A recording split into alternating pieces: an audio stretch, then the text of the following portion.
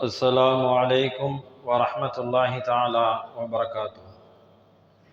بسم الله الرحمن الرحيم. الحمد لله رب العالمين، والصلاة والسلام على سيد المرسلين وعلى آله وأصحابه أجمعين، أما بعد. فقد قال الله تبارك وتعالى في القرآن الكريم: أعوذ بالله من الشيطان الرجيم، بسم الله الرحمن الرحيم. وَلَقَدْ كَرَّمْنَا بَنِي آدَمَ وَحَمَلْنَاهُمْ فِي الْبَرِّ وَالْبَحْرِ وَرَزَقْنَاهُمْ. صدق الله العليم. وقال النبي صلى الله عليه وسلم: قتلوه قتلهم الله، إلى آخر الحديث، أو كما قال عليه الصلاة والسلام. سبحانك لا علم لنا إلا ما علمتنا إنك أنت العليم الحكيم. اللهم انفعني بما علمتني وعلمني ما ينفعني، ربي زدني علما. ربنا رب ارحمهما كما ربياني صغيرا. ربي أدخلني مدخل صدق وأخرجني مخرج صدق واجعل لي من لدنك سلطانا نصيرا. اللهم صل على سيدنا محمد وعلى آل سيدنا محمد وبارك وسلم عليه، يا أول الأولين ويا آخر الآخرين، يا ذا القوة المتين ويا راحم المساكين يا أرحم الراحمين. اللهم ارحمنا برحمتك يا أرحم الراحمين. எல்லா புகழும் அல்லாஹ் ஜல்ல ஷானஹு தஆலாவுக்கே உரித்தாகட்டுமாக. எனது உயிரிலும் மேலான ஹஸ்ரத் ரசூலுல்லாஹி ஸல்லல்லாஹு அலைஹி வஸல்லம் அன்னவர்களின் மீதும், அன்னவர்களின் அடிச்சுவற்றை சற்றும் அடிபரலாமல் பின்பற்றிய உத்தம சத்திய சஹாபாக்கள், தாபீன்கள், தபா தாபீன்கள், நாதாக்கள், ஷுஹதாக்கள், நல்லோர்கள், உலக முஸ்லிம்கள், குறிப்பாக நம் அனைவரின் மீதும் அல்லாஹுவின் அன்பும் அருளும் என்றென்றும் நின்று நிலவட்டுமாக. ஆமீன். கணியத்துக்குரிய அல்லாஹ்வின் நல்லடியார்களே, அல்லாஹ் ஜல்லஷானஹு தஆலா இந்த மனிதனை பற்றி சொல்லும் பொழுது, வலக்கது கர்ரம்னா பனி ஆதம், ஆதமுடைய மகனை, ஆதமுடைய மக்களை, மனிதர்களை நாம் கண்ணியப்படுத்தியிருக்கின்றோம். சாதாரணமாக கண்ணியப்படுத்தவில்லை, மற்ற எல்லா படைப்பினங்களை காட்டிலும் மேலான சிறந்த படைப்பாக ஆக்கியிருக்கின்றோம் என்று அல்லாஹ் ஜல்லஷானஹு தஆலா சொல்லி காட்டுகின்றான். மனிதனுக்கு மாத்திரமே ஒழுக்கம் என்பது தேவை, கால்நடைகளுக்கு ஒழுக்கம் தேவையில்லை. மனிதர்களுக்கு மாத்திரமே கண்ணியம் என்பது தேவை இருக்கிறது. மனிதர்களுக்கு மாத்திரமே ஆடை என்பது தேவையாக இருக்கிறது, கால்நடைகளுக்கு ஆடை என்பது தேவை கிடையாது. அதே போன்று இந்த உலகத்தில் வாழக்கூடிய ஒவ்வொரு மனிதனுக்கும் உரிமைகளும் சுய மரியாதையும் தேவை இருக்கிறது. அல்லாஹ் ஜல்லஷானஹு தஆலா அவனை வணங்குவதற்கு நிகரான நன்மையை, அவனால் ஏற்படுத்தப்பட்ட கடமைகளை ஏற்று செய்யும் பொழுது என்ன நன்மைகள் கிடைக்குமோ, அதே போன்று சக மனிதர்களோடு நடந்து கொள்ளும் பொழுது அவர்களுடைய உரிமைகளை பேணி நடக்கக்கூடிய நபர்களுக்கு நன்மைகளை வழங்குகின்றான். நம்முடைய மார்க்கம் ஏதோ ஆன்மீகத்தை மட்டும் சொல்லிவிட்டு மற்ற நேரங்களில் அது தனித்து விடப்படவில்லை. குடும்பமும் சமுதாயமும் நாம் வாழ்கின்ற ஒவ்வொரு நொடியும் காலமும் ஷரியத்துக்கு உட்பட்டு வாழ்ந்தாக வேண்டும். அப்படிப்பட்ட ஒரு வாழ்க்கையை வாழ்க்கை நெறியாக, தீனாக, இஸ்லாமாக நமக்கு அல்லாஹ் ஜல்லஷானஹு தஆலா தந்திருக்கின்றான். இஸ்லாம் என்பது ஏதோ ஒரு நேரத்தில் கடைபிடித்து விட்டு மற்ற நேரங்களில் நாம இருந்து கொள்வதல்ல. வாழ்க்கை முழுவதும் ஒவ்வொரு நேரமும் ஒவ்வொரு நிமிடமும் நாம் இஸ்லாத்தில் இருக்கக்கூடிய விஷயங்களை கடைபிடித்து ஆக வேண்டும். அல்லாஹ் அப்படி ஒரு உன்னதமான மார்க்கத்தை ஏற்படுத்தி தந்திருக்கின்றான். மனித உரிமைகள் எப்படி நாம் அல்லாஹ்வுக்கு செய்ய வேண்டிய கடமை இருக்கிறதோ, அதே போன்று பிற மனிதர்களுக்கு செய்ய வேண்டிய கடமைகளும் உரிமைகளும் இருக்கிறது. அந்த கடமைகளையும் உரிமைகளையும் நிறைவேற்ற வேண்டும், மிக முக்கியம் என்று இஸ்லாம் நமக்கு சொல்லித் தருகிறது. ஆண்டுதோறும் டிசம்பர் 10ஆம் தேதி அன்று உலகம் முழுவதும் மனித உரிமைகள் தினம் கொண்டாடப்படுகிறது. மனித உரிமைகள் அவர்களை மனிதனுடைய என்னவெல்லாம் உரிமை இருக்கிறதோ அவனுடைய பேச்சுரிமையிலிருந்து, கருத்துரிமையிலிருந்து, வாழ்வு உரிமையிலிருந்து எல்லா விதமான உரிமைகளும் கொடுக்கப்பட வேண்டும் என்ற ரீதியில ஒவ்வொரு ஆண்டும் டிசம்பர் 10ஆம் தேதி அந்த நாள் கொண்டாடப்பட்டு வருகிறது. நம்முடைய மார்க்கத்தில் இப்படி ஒரு குறிப்பிட்ட நாள் என்று கணக்கல்ல, வாழ்க்கை முழுவதும் மனிதனுடைய உரிமைகளை பேணியாக வேண்டும். இந்த வார ஜும்மாவில மனித உரிமைகள் என்ற தலைப்பின் கீழ் இஸ்லாம் கற்றுத்தரக்கூடிய மனித உரிமைகள் என்ன என்பதை நாம் பார்க்க இருக்கிறோம். மனித உரிமைகளில் நிறைய இருந்தாலும் கூட மிக முக்கியமான ஒரு 4 உரிமைகள் இருக்கிறது. முதலாவது உரிமை உயிர் சம்பந்தப்பட்ட விஷயம், உயிர் பாதுகாப்பு. இரண்டாவது உடைமை பாதுகாப்பு. மூன்றாவது கண்ணியம், மானம் சார்ந்த பாதுகாப்பு உரிமை. நான்காவது கொள்கை பாதுகாப்பு, தான் எந்த மதத்தை சார்ந்தவன், தான் எந்த கொள்கையில் இருக்கின்றான் என்பது சார்ந்த பாதுகாப்பு.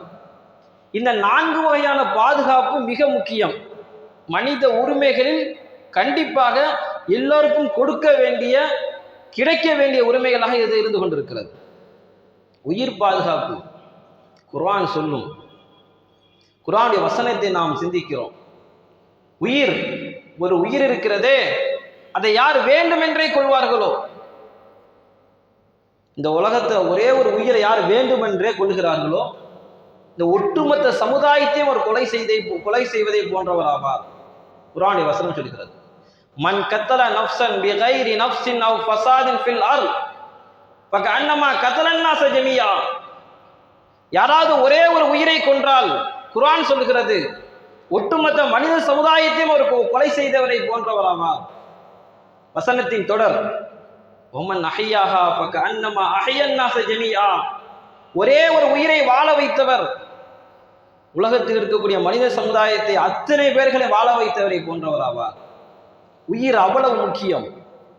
ஒரு உயிர் தானே என்று சாதாரணமாக இருந்துவிட முடியாது. குர்ஆன் சொல்கிறது, ஒரு உயிரை கொண்டால் ஒட்டுமொத்த சமுதாயத்தையும் கொலை செய்தவர்.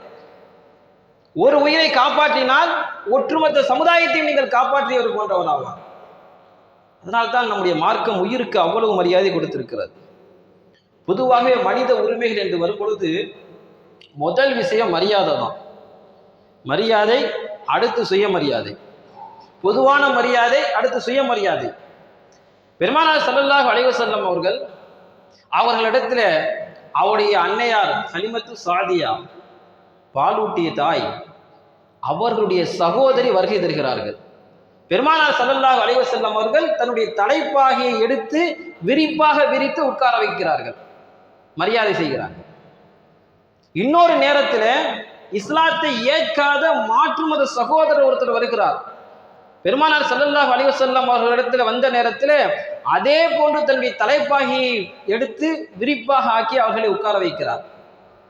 உறவினராக இருந்தாலும் சரி, இன்னொரு சமுதாயத்தை சார்ந்தவராக இருந்தாலும் சரி, பெருமானார் ஸல்லல்லாஹு அலைஹி வஸல்லம் அவர்களுக்கும் மனிதன் என்ற அடிப்படையிலே அவர்களுக்கு உரிமைகளையும் அவர்களுக்குண்டான மரியாதை வழங்கியிருந்தார்கள்.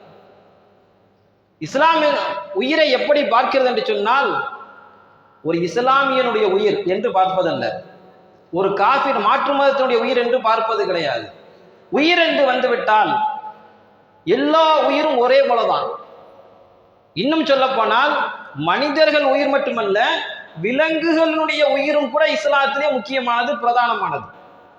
அடிக்கடி நீங்கள் கேள்விப்பட்டிருக்கலாம், ஒரு பெண் தன் வீட்டிலே பூனையை கட்டி சித்திரவதை செய்தார், அவளுக்கு நரகம் என்று விதியாக்கப்பட்டது.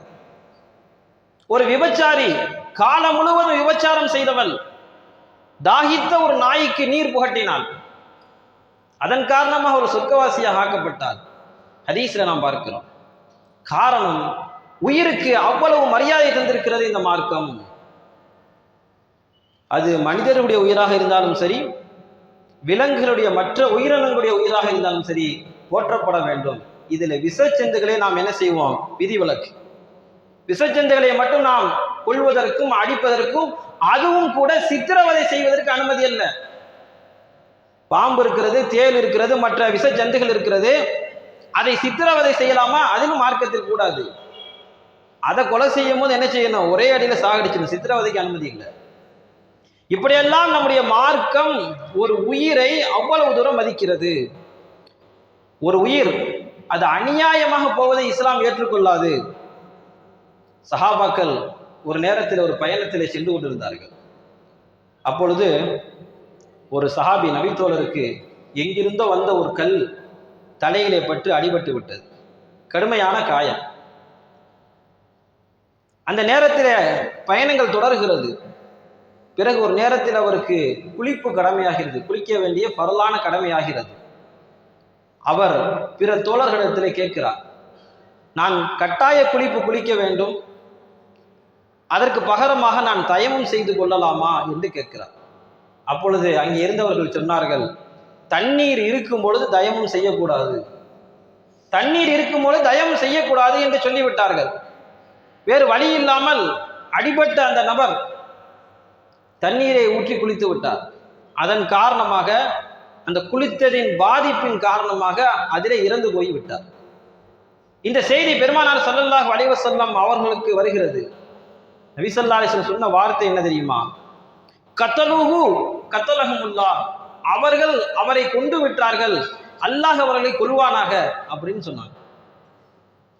தெரியாட்டா கேட்டிருக்க வேண்டாமா? ஸல்லல்லாஹு அலைஹி வஸல்லம் கேட்கிறாங்க.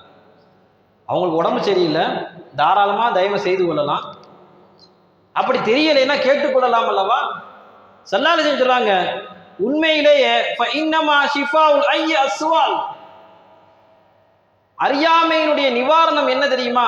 ஒருத்தருக்கு தெரியல அப்படின்னா அதனுடைய நிவாரணம் என்ன தெரியுமா? ஸல்லல்லாஹு அலைஹி வஸல்லம் சொல்றாங்க, அஸ்வால், கேட்டுக்கொள்வதுதான். சில பேரை நம்ம பார்த்துருக்கலாம், ஏதாவது வெளியூருக்கு போனால் ஒரு அட்ரஸை தேடுவாங்க, ஒரு அட்ரஸை தேடிக்கிட்டே போயிடுவாங்க, அந்த இடத்த கடந்து போயிடுவாங்க, அடுத்த பகுதிக்கு போயிடுவாங்க. ஏன் அப்படின்னா, முன்னாடி அவர் போகும்போது அவர் விசாரிச்சுட்டு போயிருந்தாருன்னா கரெக்டாக என்ன செஞ்சிருப்பார், அது சரியான இடத்துக்கு போயிருப்பார். இவர் எனக்கு தெரியுங்கிற தோரணையில நேராக போவார், அந்த இடத்தையே கடந்து போயிடுவார். ஏதாவது தெரியல நம்முடைய வாழ்க்கையில் அப்படின்னா ஸல்லல்லாஹு அலைஹி வஸல்லம் சொல்றாங்க, அந்த அறியாமையை போக்க வேண்டும் என்று சொன்னால் நம்ம என்ன செய்யணும்? கேள்விகளை கேட்டுக்கிறோம், விவரங்களை கேட்டுக்கொள்ள வேண்டும். தயமம் செய்வது இந்த சூழ்நிலையை கூடுமா என்று கேட்கப்பட்ட பொழுது, யாரிடத்திலாவது கேட்டு சட்டத்தை சொல்லி இருக்கலாமே என்று ரசூலுல்லாஹி ஸல்லல்லாஹு அலைஹி வஸல்லம் அவர்கள் ஆதங்கப்படுவார்கள். அதன் காரணமாக ஒரு உயிர் போய்விட்டது என்று சஹாபா பெருமக்களே ஸல்லல்லாஹு அலைஹி வஸல்லம் அவர்கள் கண்டித்துள்ளார்கள். இதையெல்லாம் பார்க்கும் பொழுது ஒரு உயிர் என்பது நம்முடைய இஸ்லாத்திலே அது மிகப்பெரிய ஒரு மரியாதைக்குரியதாக கணிக்கப்படுகிறது. சாதாரண விஷயம் அல்ல. ஒரு தடவை எலும்பும் தோலுமாக ஒருத்தர் இருந்தார். ரொம்ப ஒரு மெல்லிய உடம்பு, எலும்பும் தோலுமாகத்தான் இருப்பார். அவர் ஒரு நேரத்தில் ஒரு பெண்ணின் மீது ஆசை கொண்டு தவறான விஷயத்தை நடத்தி கொண்டார். பெருமானார் ஸல்லல்லாஹு அலைஹி வஸல்லம் அவர்களிடத்தில் விளக்கம் கேட்பதற்காக ஆள் அனுப்பினார். ஸல்லல்லாஹு அலைஹி வஸல்லம் சொன்னாங்க, அவருக்கு 100 கசையடி கொடுக்கணும். பெண்ணிடத்தில் தவறாக நடந்து கொண்டால், திருமணம் முடிக்காதவங்களா இருந்தால் 100 கசையடி, திருமணம் முடித்தவர்கள் விபச்சாரம் புரிந்தால் கல்லால் இருந்து கொலை செய்த வேண்டும். மரண தண்டனை தான் மார்க்கத்தில். திருமணத்துக்கு முன்னாடி தவறு செய்தால் மட்டும்தான் இந்த 100 கசையடி. அந்த வாலிபர், அந்த மனிதர் திருமணத்திற்கு முன்பாக இந்த தவறு நிகழ்ந்து விட்டது. ஸல்லல்லாஹு அலைஹி வஸல்லம் சட்டம் சொல்லி விடுகிறார்கள், அவருக்கு 100 கசையடி கொடுக்க வேண்டும். எல்லாரும் சொன்னாங்க, நபித்தோழர்கள், அவர் ரொம்ப எலும்பும் தோலுமா இருக்காரு, இவருக்கு மாதிரி நோய் யாருக்கு வந்ததில்லை, ரொம்ப சிரமத்தோடு இருக்கிறாரு, அவரை அடித்தோம் அப்படின்னா 100 கசையடி அடித்தோம்னா அவர் எலும்புகள்லாம் முறிந்து அவர் அப்பவே இறந்து போயிடுவார். தண்டனை என்னதான் கொடுக்கணும்? 100 கசையடி தான் கொடுக்கணும், மரண தண்டனை கிடையாது அவருக்கு. இப்பொழுது ஸல்லல்லாஹு அலைஹி வஸல்லம் அவருடைய நிலைமையை கவனித்து ஒரு தீர்ப்பை சொன்னார்கள். 100 குச்சிகளை எடுத்து ஒன்றாக இணைத்து கட்டி அந்த மனிதரை ஒரே ஒரு அடியை சொன்னார்கள். 100 குச்சி எடுத்து ஒன்று சேர்த்து கட்டிடுறது, அப்படியே எடுத்துக்கொண்டு போய் அவர் ஒரு அடி.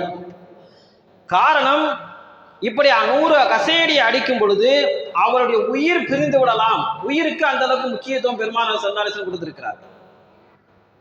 ஒரு குற்றவியல் தண்டனை சட்டத்துல, மார்க்கத்துல அதுல எந்த விதமான இரக்கமும் காட்டக்கூடாது, இரக்கத்துக்கு வேலையே இல்லை. ஆனா இவருடைய சூழ்நிலை, எங்கே 100 கசையடி அடித்தால் இவர் இறந்து போய் விடுவார். ஆகையினால் ஸல்லல்லாஹு அலைஹி வஸல்லம் அவர்கள் ஒரு உயிரை மதித்து இப்படி ஒரு சட்டத்தை ஸல்லல்லாஹு அலைஹி வஸல்லம் சொன்னார்கள். 100 குச்சியை சேர்த்து ஒரு தடவை அடிச்சிருங்க. இதையெல்லாம் நாம் பார்க்கும் பொழுது ஒரு உயிர் என்பது மிக முக்கியம். அதனால தான் ஸல்லல்லாஹு அலைஹி வஸல்லம் அவங்க எல்லா நேரத்திலையும் கேட்பாங்க. சில நேரத்தில் ஒரு சஹாபி என்ன செய்வாங்க, ஒருத்தரை அம்பு எய்து கொலை செய்து விடுவாங்க. அப்போ கேட்பாங்க, ஏன் கொண்டீங்கன்னு கேட்பாங்க. யார் ரசூலல்லாஹ், அவர் லா இலாஹ இல்ல கலிமா சொன்னாரு, எனக்கு பயந்துக்கிட்டு சொன்னாரு அப்படின்னு சொல்லுவாங்க. ஸல்லல்லாஹு அலைஹி வஸல்லம் அந்த ஹதீஸில் கேட்பாங்க, நீங்கள் என்ன அவருடைய உள்ளத்தை பிளந்தா பார்த்தீர்கள் என்று கேட்பார்கள். ஆக ஒரு உயிருக்கு பெருமானார் ஸல்லல்லாஹு அலைஹி வஸல்லம் அவர்கள் இந்த அளவுக்கு மரியாதை செலுத்தியிருக்கிறார்கள். அதே போதுதான் ஒரு மனிதனுடைய ஒரு உடைமை யார் பறித்து கொண்டாலும் அது மிகப்பெரிய தவறு. ஒருத்தருடைய பொருளாதாரத்தை, ஒருவரிடம் இருக்கக்கூடிய பொருளை, ஜாமான்களை, உடைமைகளை யார் பறித்து கொண்டாலும் இஸ்லாம் கடுமையான முறையிலே தண்டிக்க சொல்கிறது. அதனால்தான் திருட்டுக்கு சட்டம் கையை வெட்டுவது. திருட்டை ஒழிப்பதற்கு நம்முடைய மார்க்கம் சொன்னது மாதிரியான தீர்வு யாருமே சொன்னது கிடையாது. மேலோட்டமாக பார்க்கும் பொழுது அது மிகப்பெரிய ஒரு தண்டனையாக தெரியலாம். அப்படி ஒரு தண்டனை கொடுத்தால் மட்டுமே திருட்டை நிப்பாட்ட முடியும். அடிக்கடி நீங்க கேள்விப்பட்டிருக்கக்கூடிய ஹதீஸ் தான். ஒரு தடவை மக்சூமி கிளையை சேர்ந்த ஃபாத்திமா என்ற பெண்மணி திருடி விடுவார்கள். அவர்களுக்கு தண்டனை கையை வெட்டுறது தான். அந்த நேரத்தில் அந்த உயர்தரமான கிளையை சேர்ந்தவர்கள் அல்லவா, ஊரிலேயே குடும்ப பாரம்பரியம் மிக்கவர்கள், மக்சூமி கிளவையை சேர்ந்தவர்கள். அவங்க எல்லாரும் என்ன செஞ்சாங்க, எங்களுடைய மானம் போயிடும், நாங்கள் பாரம்பரியமான குடும்பத்தை சார்ந்தவர்கள், ஆகையினால ஸல்லல்லாஹு அலைஹி வஸல்லம் அவரிடத்துல கொஞ்சம் பரிந்துரை செய்யுங்கள் என்று சொல்லி உஸாமா இப்னு ஸைத் அவங்க என்ன செஞ்சாங்க, அனுப்புனாங்க. உஸாமா ரலியல்லாஹு தஆலா அன்ஹு அவங்க நபி ஸல்லல்லாஹு அலைஹி வஸல்லம் அவரிடத்திலே போய் கொஞ்சம் தண்டனையை குறைப்பதற்கு கேட்ட நேரத்தில் பெருமானார் ஸல்லல்லாஹு அலைஹி வஸல்லம் அவர்கள் மக்களுக்கு மத்தியில எழுந்து உரையாற்றினார்கள். என்ன சொன்னார்கள் தெரியுமா? மக்கள் எல்லாம் ஒன்று சேர்த்து ஸல்லல்லாஹு அலைஹி வஸல்லம் அவர்கள் சொன்னார்கள், உங்களுக்கு முன்பு வாழ்ந்த சமுதாயம் அளிக்கப்பட்டதெல்லாம் உயர்ந்த குடும்பத்தை சேர்ந்தவர்கள், உயர்ந்த அந்தஸ்தை சேர்ந்தவர்கள். தவறுகள், திருடினால், தவறு செய்தால் தண்டிக்கப்படாமல் போனது. யாரெல்லாம் பலகீனமானவர்கள், ஏழைகள் தவறுகள் செய்தால் தண்டித்ததுதான் உங்களுக்கு முன்பு இருந்தவர்கள் அளிக்கப்பட்டதற்கான காரணம் என்று ஸல்லல்லாஹு அலைஹி வஸல்லம் அவர்கள் சொல்வார்கள். சொல்லிவிட்டு அடுத்த விஷயம் தான் மிக முக்கியம். ஸல்லல்லாஹு அலைஹி வஸல்லம் சொல்றாங்க, முகம்மதுவின் உயிர் எவன் வசம் இருக்கிறதோ அப்படிப்பட்ட அல்லாஹ்வின் மீது சத்தியமாக என்னுடைய மகள் ஃபாத்திமாவாக இருந்தாலும் கூட அவளுடைய கையை நான் வெட்டியிருப்பேன் என்று சொல்வார்கள். இதுதான் பெருமானார் ஸல்லல்லாஹு அலைஹி வஸல்லம் அவர்கள் ஒருத்தர் செய்த தவறுக்கு அந்த உடைமைகளை பாதுகாப்பதற்கு ஏற்பாடு செய்த மிக முக்கியமான விஷயம். இன்னைக்கு நீதிகள் என்று பார்த்தாலும் சரி, சமத்துவம் என்று பார்த்தாலும் சரி, உடைமைகளை பிறருக்கு வாங்கி கொடுக்கக்கூடிய விஷயம் என்று பார்த்தாலும் சரி, எல்லாத்திலையுமே அந்த நீதத்தன்மை என்பது குறைந்து விட்டது. ஸல்லல்லாஹு அலைஹி வஸல்லம் இவ்வளவு தூரம் சொல்றதுக்கான காரணம் என்ன? இன்னைக்கு சமுதாயம் பின்னோக்கி செல்கிறது, முஸ்லிம் சமுதாயம் பின்னோக்கி சென்று கொண்டிருக்கிறது. நீதி சரியாக இருக்குமேயானால், சமத்துவம் சரியாக இருக்குமேயானால் அல்லாஹ்வுடைய உதவி கிடைக்கும். எப்பொழுது நீதியும் சமத்துவம் தவறப்படுகிறதோ, எப்பொழுது பணக்காரனுக்கு ஒரு நீதி, ஏழைகளுக்கு ஒரு நீதி வருகிறதோ, அப்போதுதான் இந்த சமுதாயம் இன்னும் பின்னோக்கி சென்று கொண்டே இருக்கும். பெருமானார் ஸல்லல்லாஹு அலைஹி வஸல்லம் சொன்ன வார்த்தை நாம் கவனிக்க வேண்டும். என்னுடைய மகள் ஃபாத்திமாவாக இருந்தாலும் கூட அவளுடைய கையை நான் வெட்டியிருப்பேன் என்று சொன்னார்கள். இதுதான் மிக முக்கியம். வரலாறு நெடுகிலும் நாம் பார்த்தாலும் கூட, குலஃபாய் ராஷிதீன் என்று சொல்லக்கூடிய கலிஃபா கூடிய வாழ்க்கை வரலாறு நாம் பார்த்தாலும் கூட எந்த இடத்தில் நீதிக்கு எந்த இடத்திலும் அநீதி செய்யப்படவே கிடையாது. பெருமானார் ஸல்லல்லாஹு அலைஹி வஸல்லம் அவர்கள் ஒரு மனிதனுடைய உடைமையை பாதுகாக்க வேண்டும் என்று சொல்லி தந்திருக்கிறார். அதே போன்று கண்ணியம் மிக மிக முக்கியம். ஒரு மனிதன் தன்னுடைய உயிரை விடவும் மேலாக மதிக்கக்கூடியது மானம், கண்ணியம். அதனால் தான் இப்படி சொல்வார்கள், கண்ணியம் என்பது, ஒரு மனிதனுடைய மானம் என்பது வானத்தை விட பெரியது. ஏதாவது ஒரு தன்னுடைய கண்ணியத்திற்கு குறைவு ஏற்பட்டால் தலைமறைவாய் போய்விடுகிறான் மனிதன். ஏதாவது தன்னுடைய மான மரியாதைக்கு குறைவு ஏற்பட்டு விட்டால் தற்கொலைக்கு போகக்கூடிய அளவுக்கு மனிதன் போய்விடுகிறான். காரணம் என்ன? உயிரை விட அவன் மானத்தை பெரிதாக மதிக்கிறான். அதனால்தான் பெருமானார் ஸல்லல்லாஹு அலைஹி வஸல்லம் அவர்கள் தங்களுடைய இறுதி பேருரையில் ஒரு விஷயத்தை சொல்லுவாங்க. இன்ன திமாஅக்கும் அம்வாலக்கும் ஆராலக்கும் ஹராமுன், உங்களுடைய உயிர், உங்களுடைய உடைமை, உங்களுடைய மானம் அனைத்தும் பாதுகாக்கப்பட்டது, தடுக்கப்பட்டிருக்கிறது, கண்ணியமானது. எந்த அளவுக்கு கண்ணியமானது தெரியுமா? இந்த மக்கமா நகர் எவ்வளவு பெரிய கண்ணியம், இந்த கஅபத்துல்லாஹ்வுடைய கண்ணியம் எவ்வளவு பெரியது. அதை விட ஒரு முஸ்லிமுடைய மானம், மரியாதை, அவனுடைய உடைமை, உயிர் கண்ணியமானது சிறந்தது என்று ரசூலுல்லாஹி ஸல்லல்லாஹு அலைஹி வஸல்லம் அவர்கள் தங்களுடைய இறுதி பேருரையிலே சொல்லி தருவார்கள். இன்னைக்கு சாதாரண மனிதர்களை பார்க்கும் பொழுது கேலிகளும் கிண்டல்களும் செய்வதும், கண்ணிய குறைவாக நடத்துவதும், நாம் ஒன்றை விளங்கிக் கொள்ள வேண்டும். இந்த உலகத்தில் நாம் யாரை இவர் ஒண்ணுக்குமே தகுதி இல்லாதவர், ஒண்ணுக்கும் லாயக்கு இல்லாதவர் என்று நினைக்கிறோமோ அவர்கள் தான் நாளைக்கு மறுமையிலே சொர்க்கத்திலே மன்னர்களாக இருப்பார்கள். நம்முடைய பகுதிகளில், நம்முடைய முஹல்லாவில் நினைப்போம், இவர் ஒன்றுத்துக்குமே சரியில்லாத ஆளு, ஒன்றத்துக்கு லாயக்கு இல்லாத மனுஷன். உள்ளத்தில் என்ன செய்யணும், நமக்கு தாழ்வு மனப்பானம் வந்துடும் அவரை பத்தி. அப்படிப்பட்ட நபர் தான் நாளைக்கு மறுமையில சொர்க்கத்தின் மன்னர்களாக இருப்பார்கள். ஆக மிக முக்கியம், ஒரு மனிதனுடைய அந்த கண்ணியம் இருக்கிறதே அதை பாதுகாக்கணும். ஸல்லல்லாஹு அலைஹி வஸல்லம் அவர்கள் எந்த அளவுக்கு இந்த முஸ்லிமுடைய கண்ணியத்தை பாதுகாக்க வேண்டும் என்று சொல்லி தந்திருக்கிறான்னு சொன்னால், யாராவது ஒரு சபையில வச்சு திட்டினா கூட சஹாபாக்கள் என்ன செய்வாங்க, கண்டிச்சிருவாங்க. நெருக்கமான தோழர்கள் ஸல்லல்லாஹு அலைஹி வஸல்லம் அவர்கள் இடர் செய்வதற்காக ஒருத்தர் வருவார், சஹாபாக்கள் எதிர்த்து கேட்டால் கூட கண்டித்து விடுவார்கள். ஒரு நேரத்தில் ஒரு ஈத அறிஞர் வந்தார்.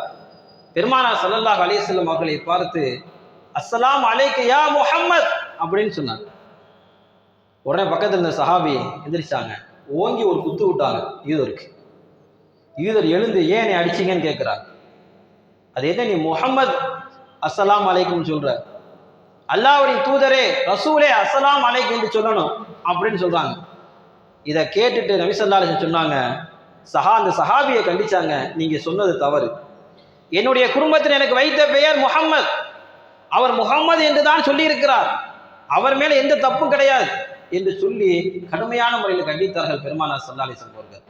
ஏதோ தனக்கு அதிகாரம் இருக்கிறது, தனக்கு பவர் இருக்கிறது, தான் என்ன வேணாம் நடந்து கொள்ளலாம் என்றெல்லாம் பெருமானார் ஸல்லல்லாஹு அலைஹி வஸல்லம் வாழ்க்கையில ஒரு நேரத்தில் கூட நடந்தது கிடையாது. மாற்று மத சகோதரராக இருந்தாலும் சரி, தமக்கு தெரிந்தவராக இருந்தாலும் சரி, தெரியாதவராக இருந்தாலும் சரி, உறவினராக இருந்தாலும் சரி, யாரு வந்தாலும் சரி, கண்ணியத்தோடு அவர்களை நடந்து கொள்வது என்பது பெருமானார் ஸல்லல்லாஹு அலைஹி வஸல்லம் சுன்னத்தாக இருக்கிறது. இன்னைக்கு நம்முடைய சமுதாயத்துல இந்த ஏற்றத்தாழ்வு தான் நம்மை இன்னும் ஒற்றுமையின்மைக்கு காரணமாக இருந்து கொண்டிருக்கிறது. அவன் யார் ஆக மோசமானவன், மோசமானவனா மோசம் இல்லாதவனா மறுமையில தெரியும், இறப்பிற்கு பிறகு தெரியும். நல்லவன் கெட்டவன் என்ற தீர்ப்பை நாம் எழுதவே முடியாது. இவன் நல்லவன் இவன் கெட்டவன், அல்லாஹ்விடத்தில் அவர் செய்த பாவங்களுக்கு தௌபா செஞ்சு அவர் நன்மையை சம்பாதிச்சிருப்பார், நமக்கு தெரியாது. நம்ம அவரை பத்தி பேசிக்கிட்டே தெரிஞ்சு என்ன செஞ்சிருவோம், புறமாக அவரை பற்றி தவறுதலாக அவதூறாக பேசிய நாம் நம்முடைய பாவத்தை என்ன செஞ்சோம், ஏற்றிக்கிட்டே போவோம். ஸல்லல்லாஹு அலைஹி வஸல்லம் அவர்கள் ஒரு முஸ்லீமுடைய மானம் கஅபத்துல்லாஹ்வோட பெருசு. அதனால தான் ஒரு நேரத்தில் கஅபத்துல்லாஹ் ஸல்லல்லாஹு அலைஹி வஸல்லம் வலம் வந்து கொண்டு இருக்கிறாங்க. வலம் வந்து கொண்டு இருக்கும் பொழுது கஅபத்துல்லாஹ் பார்த்து சொன்னாங்க, ஸல்லல்லாஹு அலைஹி வஸல்லம் கஅபத்துல்லாஹ் பார்த்து சொன்னாங்க, உனக்கு நல்ல மனம் இருக்கிறது. கஅபத்துல்லாஹ் பார்த்து சொன்னாங்க, உனக்கு நிறைய கண்ணியம் இருக்கிறது. கஅபத்துல்லாஹ் பார்த்து சொல்லிட்டு ஸல்லல்லாஹு அலைஹி வஸல்லம் சொல்றாங்க, இதை விட அல்லாஹ்விடத்திலே ஒரு முஸ்லிமுடைய கண்ணியம் மிகப்பெரியது. இந்த அளவுக்கு ஒரு முஸ்லிமுடைய விஷயத்துல நம்ம பேணிக்கையா இருக்கோம். அவருடைய உயிர் விஷயத்துல, உடைமை விஷயத்துல, மனித உரிமைகளை பேணக்கூடிய ஒரு மார்க்கமாகத்தான் நம்முடைய இஸ்லாமிய மார்க்கம் இருக்கிறது. ஏதோ இஸ்லாமியருக்கு மட்டும் கிடையாது, மாற்று மத சகோதரத்தில் நல்ல முறை நடந்து கொள்ளணும். ஒரே விஷயத்தில் அவங்களுக்கு நமக்கு வேறுபாடு. லக்கும் தீனுக்கும் வலியது, எங்களுக்கு எங்க மார்க்கம், உங்களுக்கு உங்க மார்க்கம்.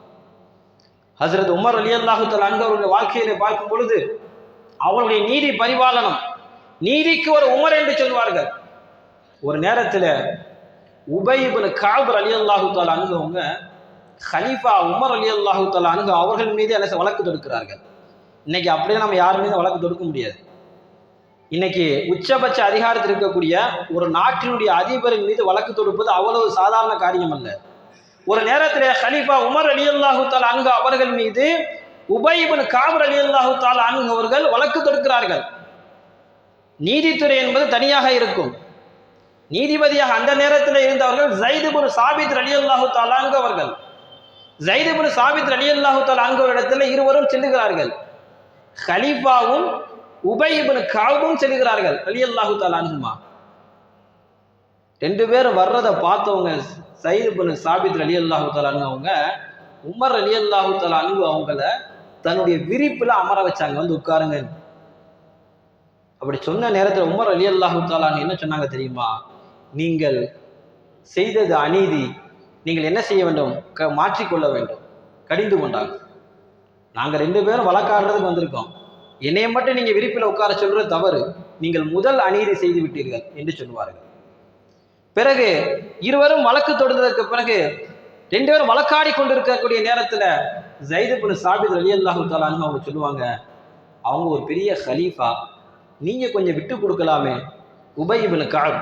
சில நேரத்தில் அவன் சொல்லுவோம் அல்லவா, வழக்கு என்று வந்து விட்டால் நீதத்தை தான் பார்க்க வேண்டும். இவர் பெரியவர், இவர் தாழ்ந்தவர், இவர் வயோதிகர் அல்லது இவர் பணக்காரர், இவர் ஏழை என்றெல்லாம் பார்க்க கூடாது. வழக்கு என்று வந்து விட்டால் அதில் இருக்கக்கூடிய நீதத்தன்மையை தான் பார்க்க வேண்டும். ஸைத் இப்னு சாபித் ரலியல்லாஹு தஆலா அன்ஹு சொன்னார்கள், அவர் ஒரு கலீஃபாவாக இருக்கிறாங்க, நீங்க உங்களுடைய வழக்கை கொஞ்சம் விட்டு கொடுங்களேன், ஏன் வழக்கை கொண்டு வர்றீங்க அப்படின்னு சொன்ன நேரத்தில் ஹஸ்ரத் உமர் ரலியல்லாஹு தஆலா அன்ஹு அவங்க சொன்னாங்க, ஸைத் இப்னு சாபித்தே, வழக்கு முடியட்டும், உன்னுடைய இந்த பதவிக்கு நான் வேட்டு வைக்கிறேன். நீ செய்தது இரண்டாவது அநீதி. ஏன் தெரியுமா? நீங்க கலீஃபா என்ற ரீதியில என்ன செஞ்சீங்க? அவரை விட எனக்கு முன்னுரிமை கொடுத்துட்டீங்க. அதனால இந்த வழக்கு முடிஞ்சதுக்கு அப்புறம் உங்களை வேலையை விட்டு நான் தூக்க போறேன்னு சொன்னாங்க. நல்லா சிந்திக்க வேண்டிய இடம் இது. தனக்கு சார்பாக சொல்லக்கூடிய நேரத்தில் ஹஸ்ரத் உமர் ரலியல்லாஹு தஆலா அன்ஹு அவர்கள் அந்த நீதிபதியை வேலையை விட்டு தூக்கிடுவேன்னு சொன்னாங்க. ஆனா இன்னைக்கு நிலைமை என்ன தெரியுமா? குஜராத் கலவரம் நமக்கெல்லாம் தெரியும். அந்த நேரத்தில் அன்றைக்கு இருந்த ஆட்சியாளருக்கு எதிராக வழக்காடிய வழக்கறிஞர்கள், நீதி சொன்ன நீதிபதிகள், ஒரு நீதிபதி ராஜினாமா செஞ்சுட்டு போயிட்டார். இன்னொரு வழக்கறிஞர், அவருக்கு உயர் பதவிகள் கிடைக்க வேண்டிய சூழ்நிலை இருந்தது, அவர் என்ன செஞ்ச ராஜினாமா செஞ்சுட்டு போயிட்டார். அதே நேரத்தில் நீங்கள் எல்லாம் கவனித்திருக்கலாம், அப்போது இருந்த ஆட்சியாளருக்கு விடுவித்த அந்த வழக்கிலிருந்து விடுவித்ததின் காரணமாக நீதிபதி சதாசிவம் ஆளுநராக நியமிக்கப்பட்டார். ஆட்சியாளருக்கு சாதகமாக தீர்ப்பு சொன்னால் உயர் பதவி, ஆட்சியாளருக்கு பாதகமாக தீர்ப்பு சொன்னால் அவர் எங்கேயாவது கடாசிடணும், தன்னால பிச்சுக்கிட்டு மண்டையை பிச்சுக்கிட்டு ராஜினாமா செஞ்சுட்டு போயிட்டாங்க. எத்தனை கொலைகள் நாம் கேள்விப்பட்டிருக்கிறோம். ஹஜ்ரத் உமர் ரலியல்லாஹு தஆலா அன்ஹுடைய வாழ்க்கையில நாம் கவனிக்கிறோம், கலீஃபா என்று எனக்கு முன்னுரிமை கொடுக்கிறீர்களா வழக்குடைய விஷயத்துல, அப்படியான உங்களுடைய வேலை காலி. இப்ப எந்த அளவுக்கு ஹஜ்ரத் உமர் ரலியல்லாஹு தஆலா அன்ஹு அவர்கள் சமத்துவத்தை, நீதித்தன்மையை பேணியிருக்கிறார்கள். அரசியல் உரிமையும் அப்படித்தான். அரசியல் உரிமை ஹஜ்ரத் உமர் ரலியல்லாஹு தஆலா அன்ஹு ஆட்சி செஞ்சாங்க. இன்னைக்கு எல்லோராலும் போற்றப்படுகிறார்கள். காந்தியடிகள் சொன்னார்கள், இன்றைக்கு இருக்கக்கூடிய அரவிந்த் கெஜ்ரிவால் சொன்னார், உமர் ரலியல்லாஹு தஆலா அன்ஹுடைய ஆட்சியை போன்று இருக்கணும். ஒட்டுமொத்த உலகமும் சொல்லுகிறது, ஆட்சி என்றால் ஹஜ்ரத் உமர் ரலியல்லாஹு தஆலா அன்ஹுடைய ஆட்சியை போன்று இருக்க வேண்டும். காரணம், அந்த அளவுக்கு நீதி, நேர்மை, சமத்துவம். ஒரு நேரத்தில் ஹஜ்ரத் உமர் ரலியல்லாஹு தஆலா அன்ஹு எழுந்து சொன்னார்கள் மக்களிடத்தில், நான் ஏதாவது தவறு செய்தால் என்னை திருத்துங்கள். ஒருத்தர் எழுந்திருச்சாரு, எந்திரிச்சு வாளோட எழுந்திருச்சார். உமர் ரலியல்லாஹு தஆலா அன்ஹுவை பார்த்து சொன்னார், உமர் அவர்களே, நீங்கள் தவறு செய்தால், இப்படி காட்டினார், நீங்கள் தவறு செய்தால் இந்த வாளால் உங்களை திருத்துவோம் அப்படிங்கிற தொனியில காட்டினார். ஹஸரத் உமர் ரலியல்லாஹு தஆலா என்ன சொன்னாங்க தெரியுமா? அல்ஹம்துலில்லாஹ், அல்லாஹ்வுக்கே எல்லா புகழும். என்னுடைய சகோதரர்கள் என் மீது எவ்வளவு பிரியம் வைத்திருக்கிறார்கள், இதுதானே உண்மை. என்னுடைய சகோதரர்கள் என் மீது எவ்வளவு பிரியம் வைத்திருக்கிறார்கள், நான் சரியாக நடக்க வேண்டும் என்று அவர்கள் என்ன செய்திருக்கிறார்கள், இந்த அளவுக்கு என் மீது அன்பு வைத்திருக்கிறார்கள். தலைவர்கள் சரியா நடக்கணும்னு தொண்டை நினைக்கிறதுங்கிறது தலைவருக்கு நல்லது.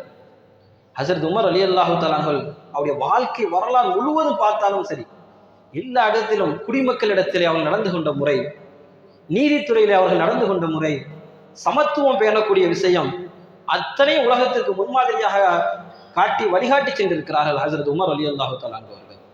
அதே போன்று என்ன உரிமையாக இருந்தாலும் சரி, ஒரு தந்தை தன்னுடைய பிள்ளையை இவன் என் பிள்ளை இல்லை அப்படின்னு சொல்லக்கூடாது.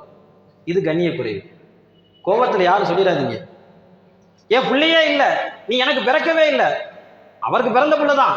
அவர் சொல்றார், தந்தை சொல்லுகிறார், நீ எனக்கு பிறந்த பிள்ளையே கிடையாது, ஏன் பிள்ளை இல்லை அப்படின்னு சொல்லக்கூடாது. இப்படி ஒரு தந்தை தன்னுடைய மகனை இழிவுபடுத்தினால் நாளைக்கு மறுமையில் அல்லாஹ் ஜல்லஷானு தஆலா எல்லா மக்களுக்கு முன்னாடி இழிவுபடுத்துவான். அப்ப கண்ணியம் என்பது எல்லோருக்கும் ஒரே மாதிரி தான். தந்தை மகனுக்கு கூட எனது கண்ணியம் கொடுக்கணும். சில நேரங்கள் பாரதூரமான வார்த்தைகளை பேசிவிடக்கூடாது. அதனால் தான் நம்முடைய மார்க்கம் சொல்லித் தருகிறது, நீங்கள் உயர்ந்தவன் தாழ்ந்தவன் என்று பார்க்காதீர்கள், ஏழை பணக்காரன் என்று பார்க்காதீர்கள். ஒரு தொண்டன் தலைவனிடத்தில் கேள்வி கேட்கக்கூடிய அளவுக்கு தான் இஸ்லாம் நமக்கு சொல்லி தந்திருக்கிறது. தலைமை பொறுப்பு என்பது மிக முக்கியம். அதே போல குடிமக்களாக இருக்கக்கூடிய குடிமக்களுக்கு பொறுப்புகள் அதிகம். மனித உரிமைகளை பேண வேண்டும் என்று சொன்னால் ஏதோ அவர்கள் சரியில்லை இவர்கள் சரியில்லை என்று சொன்னால் திருத்த முடியாது. முதல் நம்முடைய குடும்பத்திலிருந்து ஆரம்பிக்கணும். நாம சரியாகணும்.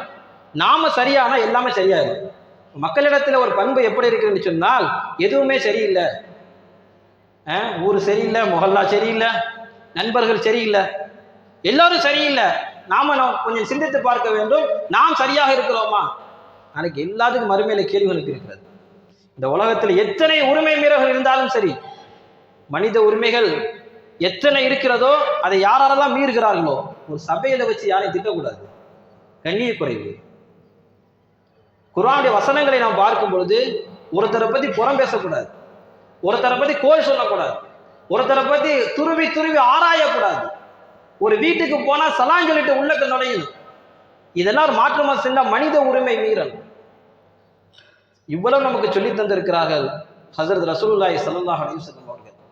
ஆக இதையெல்லாம் நாம் சிந்தித்து நம்முடைய வாழ்க்கையில எப்போது கடைபிடிக்கிறோமோ, தனித்தனியாக ஒவ்வொருத்தரும் இந்த விஷயங்கள் யார் கடைபிடிக்கிறோமோ அப்போதுதான் ஒட்டுமொத்த சமுதாயம் என்ன செய்யும், அது திருந்தக்கூடிய சூழ்நிலையில் ஏற்படும்.